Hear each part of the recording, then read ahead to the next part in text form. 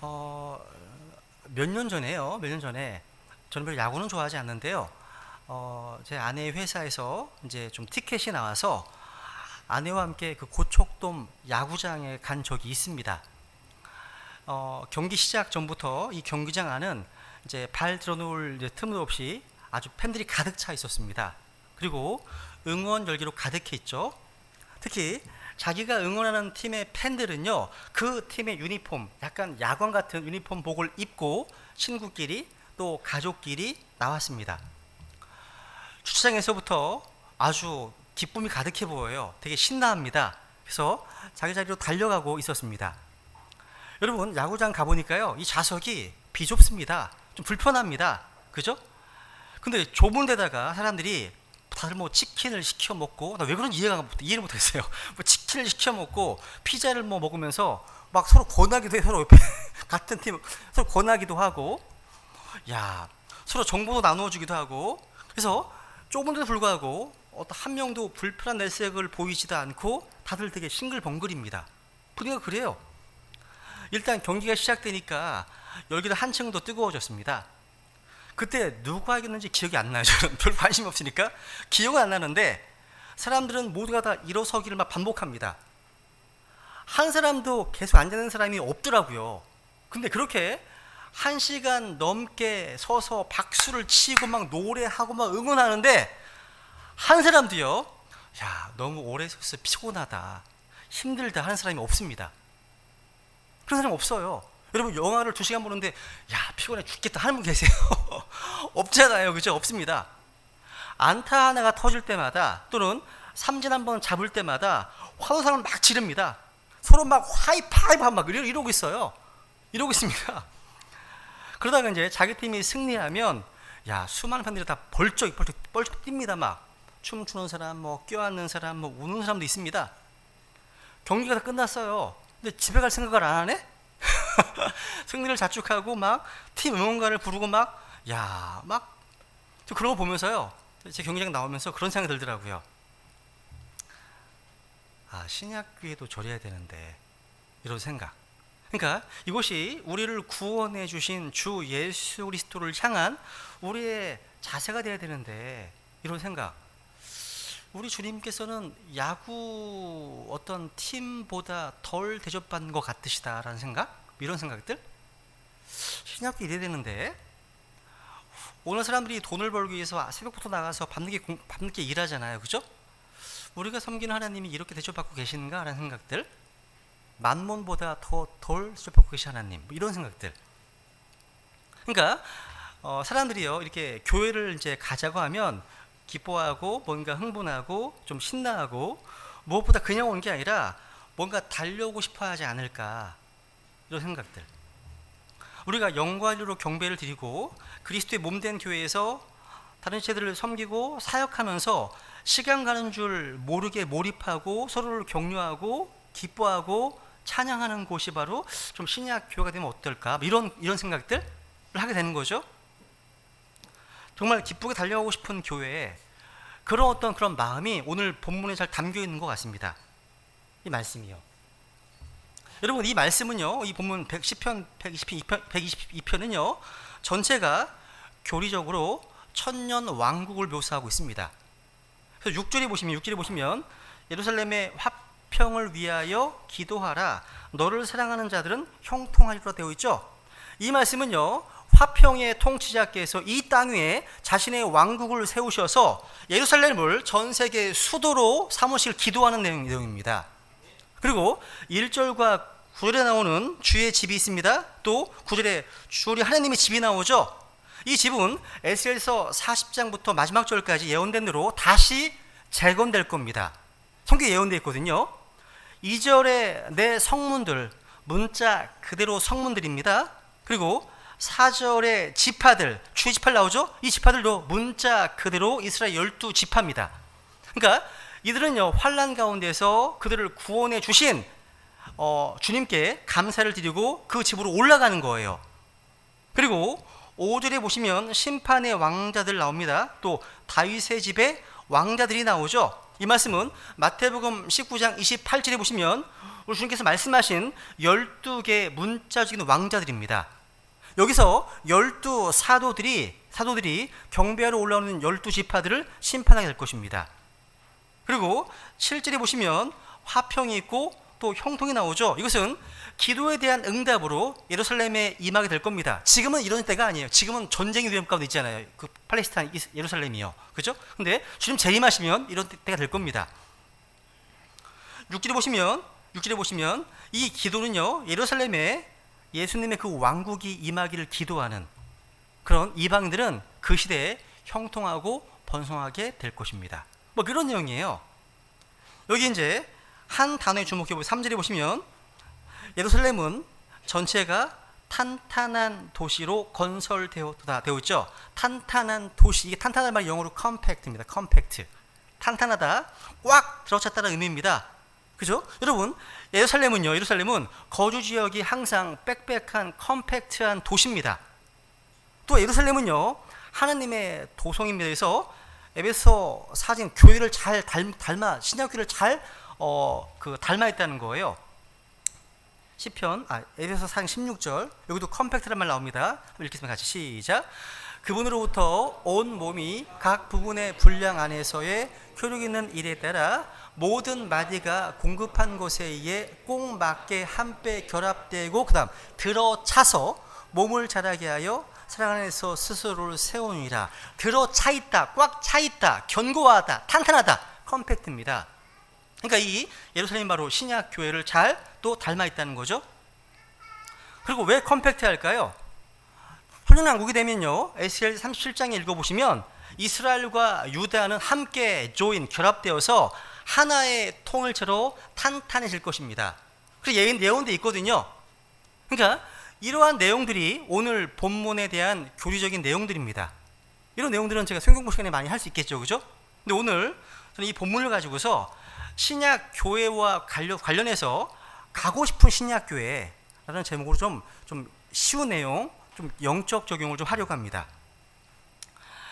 역사적으로 이 시편은요, 다윗이 쓴 찬양시입니다. 여기 1절에 보시면 주의 집이 나오죠. 주의 집이 나옵니다. 그죠? 주의 집.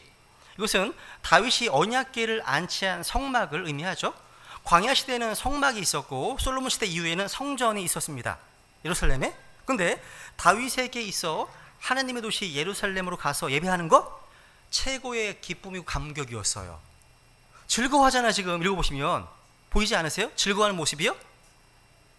그러니까 여러분 1945년 우리나라가 해방되었을 때 오랜 세월 해외에서 망명생활하던 독립투사들이 돌아왔습니다. 근데 그 당시 기록을 보면 그들이 배에서 혹은 비행기에서 내려서 해방된 조국 땅을 밟자마자 감격이 겨워서 조국아 내가 돌아왔노라 하면서 그 땅을 입에 맞추고 했습니다. 입에 땅을 맞추고 했습니다.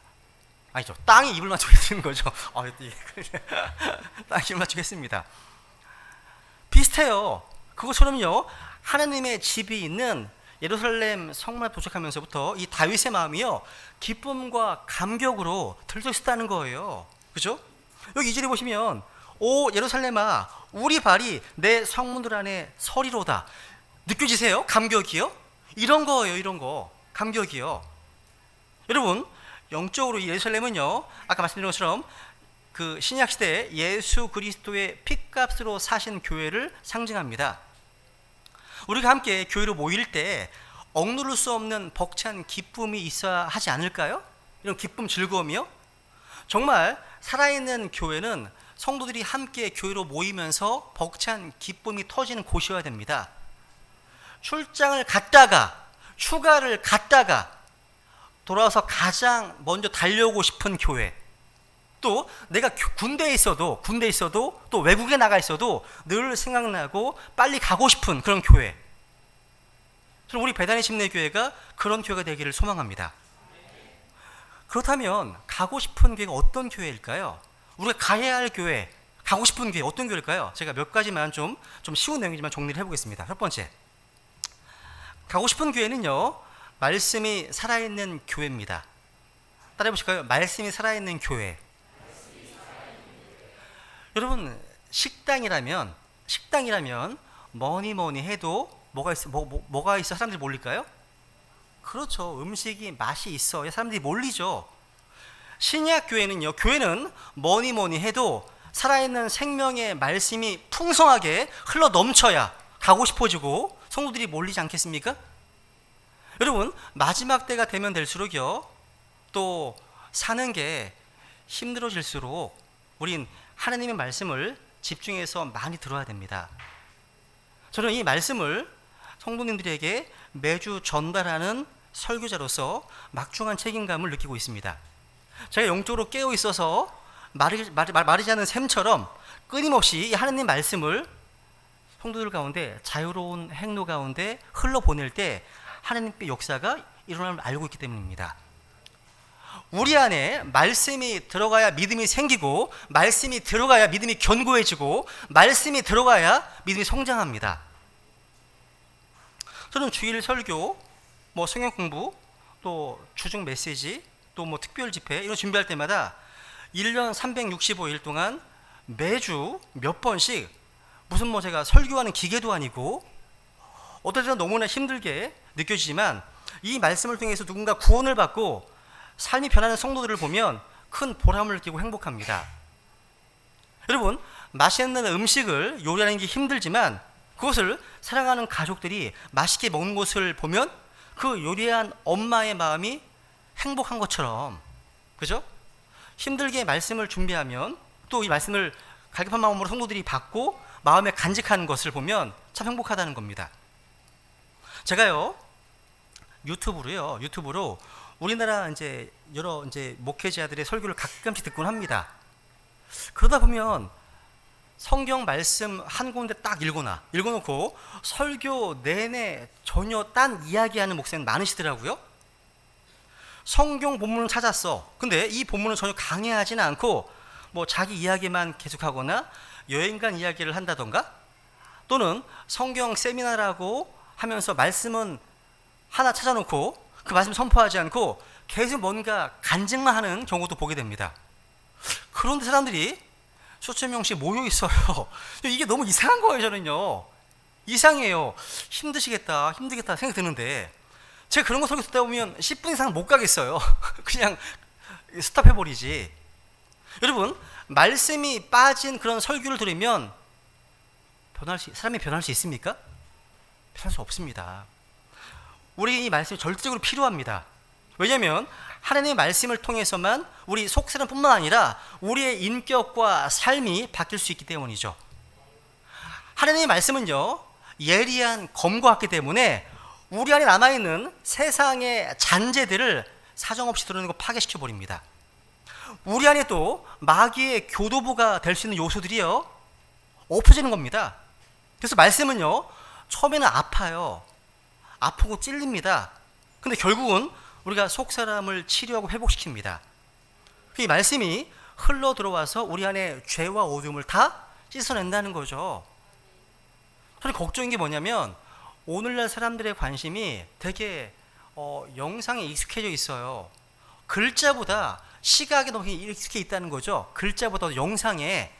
근데 우리 크리스찬들은 글자에 익숙해져야 됩니다. 글자에. 성경책 읽는 글자에. 그냥 남이 해주는 것 먹는 것만 아니라 스스로 말씀을 읽고 묵상하는 그런 훈련이 필요하다는 거죠.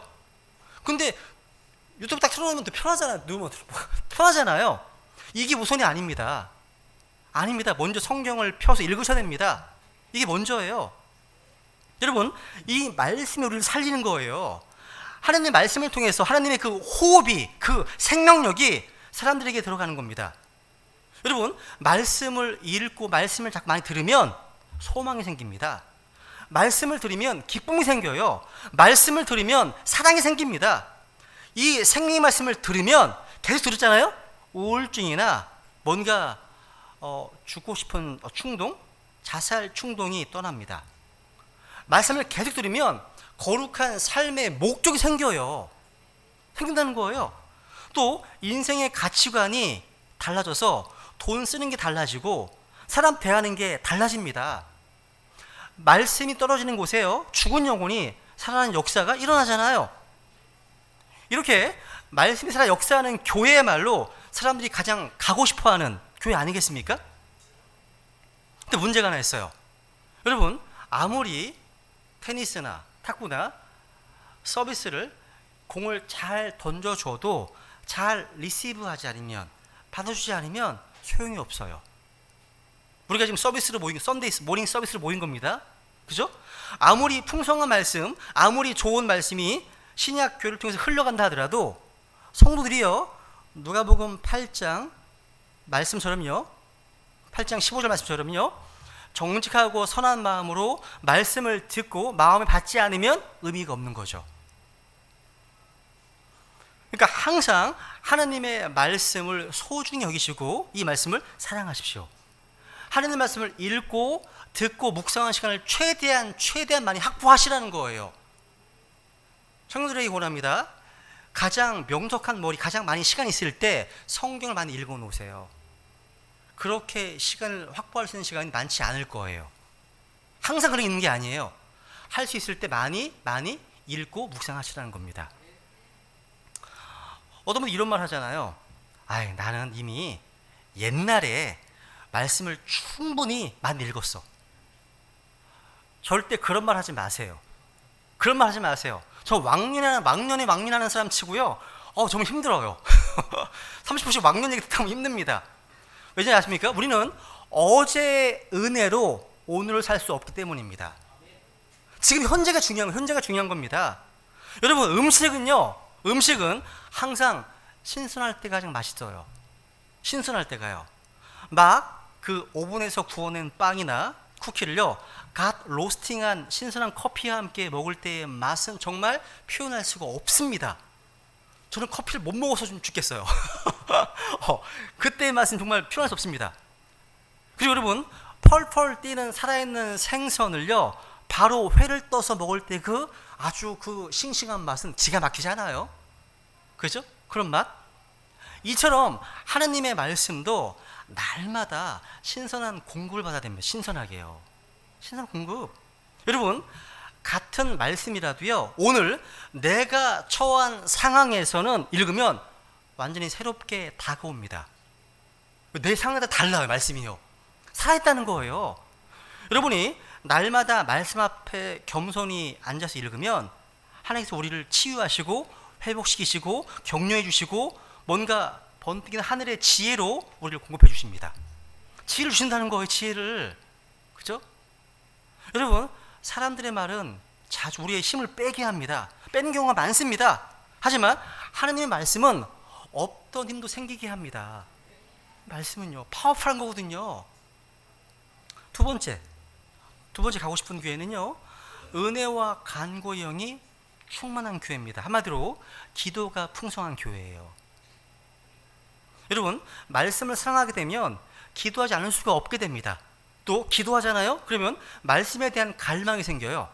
그러니까 말씀과 기도는요, 항상 얘기하는 거지만 신앙생활의 쌍두마차와 같습니다. 이것은요, 교회되게 하는 힘이에요. 그래서 여러분, 이 말씀 받쳐주는 힘이 바로 기도예요. 기도. 여러분, 기도는요, 모든 은혜와 복을 운반해 줘요. 기도가요. 기도는요, 모든 장애물을 물리쳐 줍니다. 모든 악의 공격을 막아줘요. 기도는요, 우리에게 영향을 끼치는 모든 곳에 영향을 끼칩니다. 여기 기도의 능력입니다. 여러분, 세계적 투자의 기재 워렌 버핏 아시죠? 그죠? 이 사람과 한 끼 식사할 수 있다면 수만 달러를 지불하겠다. 그 사람이 많다고 합니다. 그런데 만군의 주, 또 군대들의 주이신 하나님과 독대할 수 있는 특권이 바로 기도잖아요. 근데 왜 우리는 기도 자리를 소홀히 하고 그 자리를 사모하지 않을까요? 왜 기도해야 하면 사람들이 많이 안 모일까요? 우리의 특권인데, 그죠? 여러분, 우리 인생의 많은 고통이요, 기도에 의해서 축복으로 바뀝니다. 얼마나 많은 연약한 사람이요, 기도에 의해서 강해졌는지 몰라요. 의심하고 걱정, 두려움, 이거는 기도 앞에 썰물처럼 물러갑니다. 우리는 계속 기도해야 됩니다.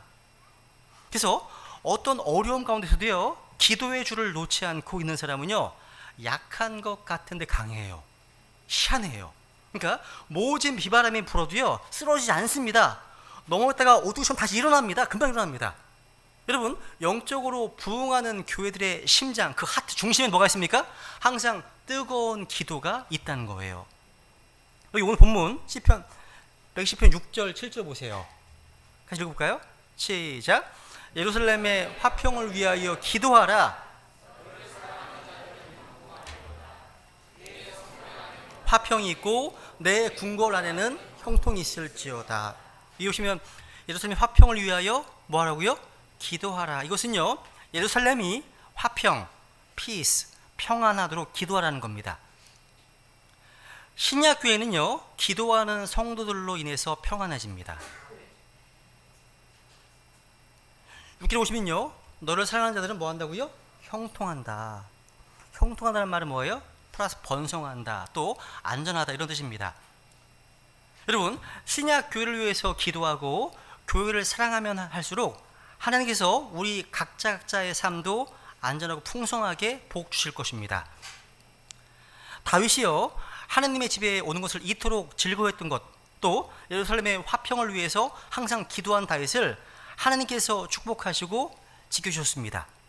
기억해 보세요. 그래서 성도들은요, 하나님의 교회가 평안하도록 늘 기도해야 됩니다.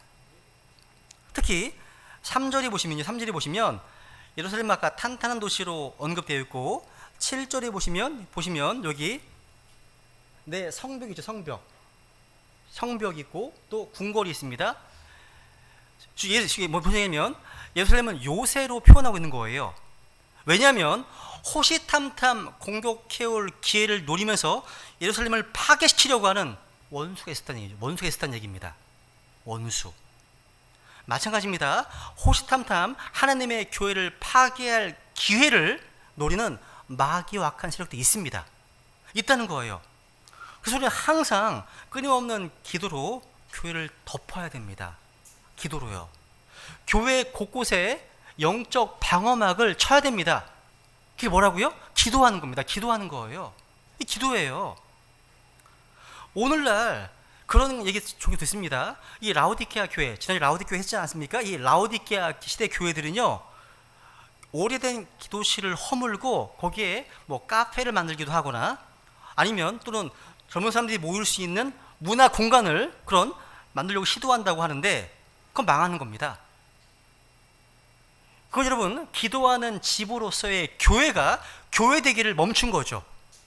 오히려 이 마지막 날들, 위험한 때는요, 기도실을 다시 재건해야 되는 겁니다. 재건해야 되죠. 여러분, 교회를 지키는 것은요, 앞에서 말을 많이 하는 그런 사람들이 아닙니다. 뒤에서 기도하는 사람들입니다. 기도는요, 교회를 지키는 보이지 않는 힘이라는 겁니다. 기도가요. 여러분, 사무엘상 7장 13절에 보시면 이런 말씀 같이 읽겠습니다. 시작. 이처럼 블레셋 사람들이 굴복하여 다시는 이스라엘 지경 내에 들어오지 못하였으며 사무엘의 모든 날에 주의 손이 블레셋 사람들을 대적하매. 이 말이 무슨 말이에요? 사무엘이 살아있는 동안에 하나님께서 이스라엘을 지키셔서 블레셋이 침범하지 못했다는 말입니다. 그러니까 블레셋이 감히 이스라엘을 치지 못한 예는요, 눈에 보이는 정치 지도자 사울 왕이 있었던 그런 기간, 재위 기간이 아니라 사무엘이 살아있던 동안이었습니다. 무슨 얘기예요? 영적 전쟁에서요, 마귀가 두려워하는 것은요, 겉으로 드러나 있는 뭔가 사울 같은 리더, 지도자가 아니라 보이지 않는 기도의 골방을 지키는 사무엘과 같은 하나님의 사람입니다. 그게 필요하다는 거죠. 여러분, 영적 권능은 기도에서 나와요. 여러분, 사울 왕이 이루었던 승리도 사실은 사무엘의 기도에 보호막이 있었기 때문에 가능한 것이었습니다. 하나님께서는요, 기도하는 하나님의 사람들을 통해서 하나님의 백성들에게 부흥을 주시고 승리를 주시고 또 승리를 주십니다. 영광을 주십니다. 저는 기도하는 성도들을 통해서 교회가 지켜진다고 믿습니다. 그래서 목회자인 저를 포함해서 각 구역 리더분들은 중보 기도자가 되기로 헌신해야 됩니다. 또 각 팀별 리더도 마찬가지예요. 목회자와 리더들이 기도하지 않는 하루는 마귀가 양들을 마음 놓고 공격할 수 있는 빈틈이 되는 겁니다. 빈틈. 그런 빈틈을 결코 허락해서는 안 된다는 겁니다. 우리는 서로가 서로를 위해서 매일 뭐 해야 되는 거예요? 중보 기도해야 됩니다. 걸어가면서, 운전하면서, 또 자면서, 누워서 기도하는 겁니다. 서로 기도하는 겁니다. 세 번째, 우리가 가야 할 교회, 가고 싶은 교회 세 번째, 어떤 교회냐? 전투적인 교회입니다. 그리스도의 군대로 서 있는 교회입니다. 교회는 그리스도의 군대예요. 군대는 계속해서 훈련을 해서 전투력을 다듬어 가죠. 여러분, 영적 전쟁을 치르고 있는 교회는요, 기도를 계속해야 영적 전투력이 향상됩니다. 기도는 오직 직접 기도하면서 익히는 거예요. 그래서 기도에 대한 메시지를 많이 해달라고 요청하는 어떤 목사님이 얘기하잖아요. Just do it. 기도하시라고. 기도하면 된다고 얘기하는 겁니다. 저희 교회가 수요 집회에서 항상 기도 제목으로 기도하는 것 중에 하나가 뭡니까? 우리 교회에 은혜의 영과 간구의 영이 풍성히 부어져서 기도의 사람이 많이 일어날 수 있도록, 또 기도가 강한 교회가 되기를 기도하고 있습니다. 그리고 항상 기도에 목말라 하고, 또 조금의 여유 시간이라도 나면 유튜버보다 좀 기도하기를 즐거워하고, 네이버보다, 다운보다 좀 다른 것을 희생해서라도요 더 많이 기도하기를 즐거워야 한다는 겁니다. 하나님 우리에게 말씀하십니다. 따라해보세요. 쉬지 말고 기도하라. 하나님 명령이에요. 명령입니다. 순종하십니까? 쉬지 말고 기도하라. 이 말은 무슨 말입니까? 주님께서요, 나는 너희들을 통해서 역사하고 싶다. 내 영광 흘러보내고 싶다. 근데 내가 쉬지 않고 일할 수 있도록 너희들은 쉬지 말고 기도하거라. 이런 말 아닙니까? 기도하거라. 바꾸어 말하면요, 너희들의 기도가 멈추면 나도 멈출 거다. 그런 얘기입니다. 내가 계속 움직이게 하려면 너희들도 계속 기도해야 한다. 이런 뜻입니다. 여러분, 우리가 일하는 것이지만 우리가 기도하면 누가 일하시는 겁니까? 하나님께서 일하시는 겁니다. 하나님이 일하시는 거예요. 여러분, 하나님이 일하시는 능력은요, 우리보다 훨씬 위대하고 탁월하시기 때문에 정말 여러분이 지혜로운 사람이라면 일하는 시간보다, 고민하는 시간보다 기도하는 시간을 더 늘릴 겁니다. 그게 지혜로운 사람이죠. 여러분, 저를 비롯해서 우리에게는 뭐 크고 작은 어려움들이 너무 많지 않으세요? 그래서 여러분, 쉬지 않고 기도하지 않고는요, 근심이나 걱정이나 두려움 이런 것들을 이겨낼 수가 없습니다. 이거 없습니다. 그래서 항상 주님, 저를 불쌍히 여겨 주시옵소서, 이런 기도를 할 수밖에 없는 겁니다. 그러다 보면 태산같이 힘든 문제들이 하나씩 뒤로 지나가 버립니다. 그러다 보면요, 우리 교회는 앞으로도요, 항상 모든 문제를 기도로 해결하는 교회가 되도록 늘 주님 앞에 겸손히 서려고 하는 겁니다. 이게 필요해요, 여러분. 특별히 여러분, 이런 삶을 위해서 기도하는 말씀 중에 저는 교회가요, 나라와 민족을 위해서 비상하게 기도해야 한다고 믿습니다. 나라 민족을 위해서. 오늘날 우리나라가 정말 사면초가 있잖아요. 많은 어려움 가운데 있지 않습니까? 그죠? 막 우리 영공을 침범하기도 하고, 일본은 또 수출 규제를 하기도 하고, 북한은 또 미사일을 날리고 있고, 그죠? 이런 복잡한 사면초가입니다. 국회는 거의 식물인간 상태고 움직이지 못하고 있고, 이런 상태입니다. 그죠? 여러분, 사탄은요, 오랫동안 진을 치고 악한 영들을 집결시켜서 이 나라를요, 어지럽게 하고 있습니다. 여러분, 사회적으로도 깨어지는 가정들이 너무나 많습니다. 또 이 사회, 이 문화가 너무나 음란하고 폭력적입니다. 이런 사회예요. 또 돈만 밝히는 세속주의로 가득하다는 겁니다. 오늘날의 교회가 너무나 세속화되고 배교 가운데 이제 있게 되었고, 심지어 복음적인 교회들조차도요, 이게 영적 경계심이 막 이게 빠진 사이, 그런 사이에 그 기도의 공백을 뚫고 어둠의 세력들이요, 깊숙이 들어와 버렸어요. 우리나라에 들어와 버렸습니다. 이런 상황에서 우리 성경 신자들이, 우리 신약교회들이요, 나라를 위해서 기도해야 됩니다. 여러분, 나라가 없으면 개인도 없는 거예요. 나라가 없으면 가정도 교회도 없는 거잖아요. 교회는요, 이 나라의 아픔, 이 혼돈의 역사에 대해 책임을 통감하고 기도해야 된다는 겁니다. 하나님 명령입니다. 기도하는 것도요. 네 번째, 우리가 가야 할 교회, 가고 싶은 신약교회는요, 당연한 얘기죠. 기쁨이 가득한 교회입니다. 당연하죠, 그죠? 기쁨이 가득한 교회예요. 오늘날 한국 교회의 위기를 누가 진단할 때 기독교 잡지를 보면 가장 많이 나오는 게 뭐냐면 젊은 사람들이, 청년들이 교회를 떠나고 있다는 겁니다. 우리나라 통계가 하나 있어요. 우리나라 대학 캠퍼스, 그러니까 우리나라 한국 대학 캠퍼스의 복음화율 몇 프로인지 아세요? 3%가 안 돼요. 이 율은 어떤 율이냐면 미전도 종족 수준에 가깝습니다. 이거 정말 이게 미래가 보이죠, 그죠? 근데 오늘날 젊은이들에게 왜 교회를 떠나느냐 물으면 가장 많은 대답이 뭐냐? 지루하다, 또 재미가 없다, 이런 거라는 거예요.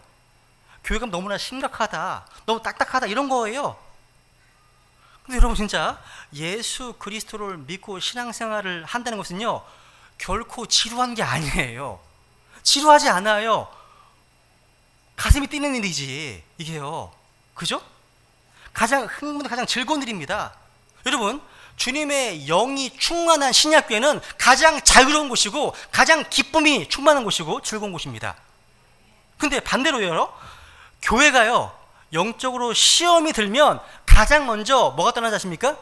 기쁨이 떠납니다. 기쁨이 떠나는 거예요. 그 대신 교회 안에 분노와 슬픔과 다툼과 뭔가 따분함과 침체가 그래서 자리를 메우는 겁니다. 메우는 거예요. 여러분, 성령의 9가지 열매 가운데 첫 번째가 뭐죠? 사랑입니다. 두 번째가 뭐죠? 기쁨입니다. 사랑, 기쁨이잖아요. 여러분, 시편 본문 1절에 보시면 120편 1절 읽어볼까요? 시작. 그들이 내게 말하기를 우리가 주의 집으로 들어가자 할 때 내가 즐거워하였도다. 와, 즐거워하였도다. 신약에서 하나님의 집은 교회입니다. 교회. 그럼 즐거워하십니까? 아니면 아무 생각 없이 오십니까? 아니면 그냥 매너리에 빠져가지고 그냥 뭐 안 갈 수 없으니까 토요일날 밤새도록 뭐 게임하다가 뭐 하다가 눈 뻘개가지고 교회 오시는, 이거 회개해야 됩니다. 주의 첫날 주님께 가장 좋은 걸 드리려면 여러분 가장 좋은 정신 상태, 가장 좋은 몸 상태를 드리는 거예요. 토요일날 일찍 주무셔야죠. 내일을 위해서. 갑자기 찔리네. 저는 새벽까지 뭐 하긴 하는데 어쩌거나 여러분, 네, 일 주무세요. 내일 하루 주님께 드리기 위해서. 하나님은 가장 좋은 걸 받기 합당하신 분이시잖아요. 그죠? 저는 우리 교회가 기쁨이 충만한 곳이 되기를 원합니다. 목회자인 저부터 좀 항상 기쁜 마음을 목회하려고 합니다. 또 우리 교회를 위해서 수고하고 계시는 리더분들 또한 기쁨이 충만하기를 원합니다. 또 각각의 자리에서 섬기시는 지체분들 많이 계시잖아요. 그분들도 영적 기쁨이 충만하기를 원합니다. 그러면 모든 성도들에게 기쁨이 번져 나가는 거예요. 하는 겁니다. 저는 베데니 찬양대도요, 늘 기쁨이 충만하게 찬양하기를 원합니다. 찬양대가 찬양하는 모습을 보면 그 얼굴이 하늘의 기쁨으로 환하게 빛나기를 원합니다. 진짜로요. 원합니다. 또 주차 봉사하시고 또 안내하시는 분들도 또 전도지를 번역하고 교율하고 전도지를 배포하고 나누시는 분들도 억지로 하는 게 아니라 기쁨 충만한 가운데 하기 원하는 겁니다. 여러분, 안 그래도 힘든 세상에서 지치고 피곤하고 또 상처받고 온 성도들이 교회에서 기쁨을 얻지 못한다면 어디서 얻겠습니까, 여러분? 여러분, 기쁨은요, 억지로 만들어지는 게 아니에요. 하나님께서 부어주시는 겁니다. 여러분, 아까 제가 기도와 말씀 중에서 언급했잖아요, 그죠? 기도와 말씀으로 은혜를 공급받고 있는 교회는요, 영적 기쁨이 샘물처럼 솟아납니다. 여러분, 기쁨이 가득하면 누가 시키지 않아도 복음을 전하게 돼요. 우리 교회 와보라고 전하게 됩니다. 그리고 어렵고 힘든 사역을 맡겨도 그렇게 짜증나지 않고 신실하게 잘 감당하게 됩니다. 그래서 그런 주님 주시는 거룩한 기쁨이요, 우리 안에 충만히 임하면 우리 각자에게 주어진 그런 어떤 소명, 사역이요, 그렇게 힘들지 않는다는 겁니다. 근데 여러분, 교회에 기쁨이 가득하려면 중요한 게 있습니다. 교회는 거룩해야 됩니다. 거룩함을 유지하셔야 됩니다. 여러분 지금 여름철이잖아요. 자매님들 옷차림 정말 신경 쓰셔야 됩니다. 옷차림. 뭐 꽉 끼는 옷이나 아니면 뭐 저 잘 모르겠지만 뭐 하여튼 그런 옷들, 아니면 또 짧은 치마나 이런 것들 조심하셔야 됩니다. 그죠? 하나님께 경배드리러 올 때는 가장 단정한 복장으로 오시면 되는 거예요. 그죠?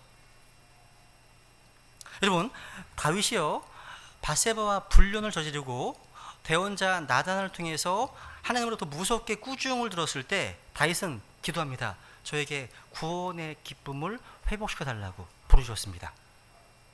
구원은 잃어버릴 수 없습니다. 하지만 구원의 기쁨은 잃어버릴 수 있습니다. 죄를 지으면 교회의 거룩함이 떠나잖아요. 죄를 지으면 하나님과 우리와의 관계에 벽이 생깁니다. 그리고 우리 안에 영적인 기쁨이 사라집니다. 그러면 괴롭습니다. 너무 괴롭습니다. 특히 한때 성령 충만했던 지체들, 또 영적 기쁨이 가득했던 사람 더 그렇습니다. 기쁨이 사라지잖아요. 사라지면 메마르고 뭔가 격식만 갖춘 어떤 종교인으로 전락합니다. 신앙생활 재미가 없어요. 재미가 없고 힘도 없고 뭔가 열매도 없습니다. 그렇기 때문에 거룩함을 잃어버린 사람은 회개해서 거룩함을 회개해야 됩니다. 회개해야 돼요. 그러다 기쁨이 충만해지거든요. 여러분, 교회는요 완전한 사람들이 모이는 곳이 아니에요. 회개하는 죄인들이 모인 곳입니다. 이 신약교회예요.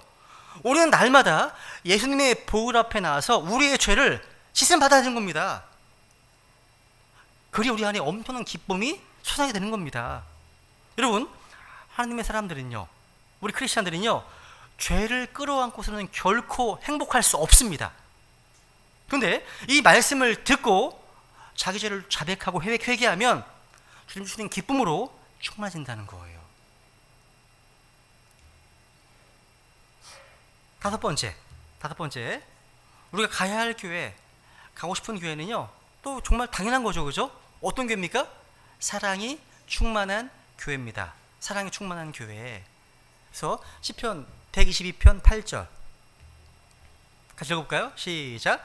내가 내 형제들과 벗들을 위해 이제 말하리니 내 안에 화평이 있을지어다. 여기서 내 형제들과 내 벗들을 위해서 되어 있죠. 그래서 예루살렘 화평을 바란다고 말씀하고 있습니다. 그죠? 여러분, 신약교회가, 이 교회가 건강하다면 형제와 서로 지체들이 서로 사랑하게 됩니다. 여러분, 제자도의 극치는 사랑입니다. 그래서 이 세상을 떠나시기 전에 그 무엇보다도요, 자기 사람들을 사랑하시되 끝까지 사랑하셨습니다. 주께서는요. 또 요한복음 13장 15절 같이 읽을까요? 시작. 너희가 서로 사랑하면 이로써 모든 사람이 너희가 내 제자인 줄 알리라 하시니라. 여러분, 신약교회는요, 시간이 흘러 영적으로 성장할수록 사랑 지수가 높아져야 돼요. 점점 차가워지고 점점 냉정해지고 점점 이렇게 되면 안 되는 겁니다. 사랑이 높아져야 되는 겁니다. 이게 여러분, 큰 교회라고 해서 반드시 차가운 건 아닙니다. 작은 교회라고 해서 반드시 또 뜨거운 것도 아닙니다. 정말 말씀과 성령님이 살아있는 교회, 주께서 다스리시는 교회라면 교회가 크건 작은 간에 사랑에 충만할 겁니다. 여러분, 인생의 폭풍이 밀려오면 내 혼자서는요 견뎌내기 힘듭니다. 그때 우리는요 함께 버텨줄 거룩한 교회가 절실히 필요합니다. 우리가 함께 모여있을 때 우리 인생의 크고 작은 시련들을요 버텨낼 수 있는 힘을 하나님 주시기 때문이죠. 함께 있을 때 교회는요 예수님의 보혈로 맺어진 영적 가족입니다. 때로는 서로 부딪힙니다. 때로는 싸웁니다. 때로는 오해합니다. 때로는 상처를 주기도 합니다. 근데 우리는 가족이기 때문에 결국 헤어질 수 없습니다. 저는 여러분이요 자기 마음대로 교회를 이곳 저곳 옮기는 일명 철새 그리스도인이 되지 않기를 원합니다. 여러분, 완벽한 교회는 없습니다. 그 때문에 하나님께서 명령하지 않으셨다면 신약교회를 떠나는 것, 이걸 쉽게 생각하지 마시라는 겁니다. 예수님께서도요, 두세 사람이 내 이름으로 모이는 곳에 내가 함께 있겠다 하셨습니다. 신학교 붙어서 말씀하시잖아요. 그래야 영적 전쟁의 고단함을 이겨낼 수 있기 때문입니다. 자주 말씀드리잖아요. 맹수가 항상 공격하는 동물은 누굽니까? 무리로부터 떨어진 동물입니다. 동물이에요. 우리가 은혜와 진리가 있는 교회 안에 있으면 공격할 수 없기 때문에 마귀는 항상 우리 사이를 이간질시키고 교회에서 떨어뜨리려고 하는 겁니다. 이게 마귀의 계략이에요. 속으시면 안 되는 겁니다. 그럴수록 더욱 우리는 기도하면서 서로 사랑하면서 나가야 되는 겁니다. 제가 앞에서 언제 언급했던 야구 얘기 하나 더 해볼게요. 저 야구 안 좋아해요? 안 좋아합니다. 예, 네. 야구장 갔을 때요, 제가 인상 깊게 본 것이 하나 있어요. 선수 하나하나가 타석에 등장할 때마다 노래를 불러요. 그러니까 그 선수만을 위해 불러주는 좀 독특한 응원가가 있는 거예요. 이게 만화를 뭐 개사하거나 대중가요를 개사하거나 뭐 동요를 개사한 이제 곡을 수많은 관중이 함께 부르는데 그 파워가 대단합니다. 파워가 대단해요. 우리가 믿음의 싸움을 싸울 때 히브리서 12장 말씀대로요, 하늘에서 천국에서 하나님과 천사들과 믿음의 선배들이 우리를 위해서 이렇게 응원을 불러주겠구나 라는 생각을 하게 됩니다. 동시에 이 땅에서 신약 교회가 교회 안에서 우리가 서로를 위한 응원가를 불러줘야 되겠구나. 무슨 얘기예요? 이게 사람에 따라서 다 불러줘야 될 응원가가 달라요. 어떤 사람에게는 그냥 따뜻한 말 한마디, 어떤 사람에게는요 지혜로운 조언 한마디, 어떤 사람에게는요 조용히 뜨겁게 기도해 주는 거예요. 어떤 사람에게는요 포옹하기도 합니다. 그러니까 이렇게 교회는 다양한 격려와 사랑이 있는 곳이어야 됩니다. 그런 교회예요. 오늘 본문 3절 이제 말씀 마무리하겠습니다. 3절에 보시면 같이 읽겠습니다. 다시 시작. 예루살렘은 전체가 탄탄한 도시로 건설되었도다. 탄탄한 도시. 여러분, 신약 교회가 탄탄해야 됩니다. 신약 교회가 그래야 됩니다. 여러분, 전체가 탄탄하게 서로 막 짜여 있습니다. 무슨 얘기예요? 하나님의 사람의 삶은요, 여러분 각자가 가는 것이 뭐 각자 달리 가는 것 같아요. 그래서 서로 달리 가는 것 같지만 실은 서로가 서로에게 서로 얽혀 있어요. 영향을 주고 받습니다. 얽혀 있어요. 그렇기 때문에 여러분 한 사람이 영적 부흥이 어떤 한 사람에게 임하잖아요. 부흥이 임하면 그것이 주위 지체들에게 전염되는 겁니다. 퍼져나가는 거예요. 그러니까 나 한 사람부터 시작하면 이게 확산될 수 있는 겁니다. 확산되는 거예요. 이제 말씀 마무리하겠습니다. 저는 베다니 침례교회가 유명한 교회가 되는 것보다 더 중요한 것은 하나님이 기뻐하시는 교회, 가야 될 교회, 가고 싶은 교회가 되는 겁니다. 지금까지 말씀드렸던 말씀과 기도가 충만한 교회, 또 거룩한 기쁨과 사랑이 가득한 교회가 바로 그런 교회입니다. 우리가 이 말씀을 붙들고 이 말씀을 우리 삶에 적용하면서 주님의 마음을 기쁘시게 하는 교회가 되고자 몸부림친다면 여기서 우리 앞에 어떤 장벽도 뛰어넘게 해주실 것입니다. 하나님께 그런 교회를 통해서 역사하실 겁니다. 우리 이 시간 성경이 말씀하신 그런 교회를 이루기 위해서 주님 앞에 결단하면서 우리 은혜를 구하겠습니다. 주님 앞에 같이 기도하시겠습니다.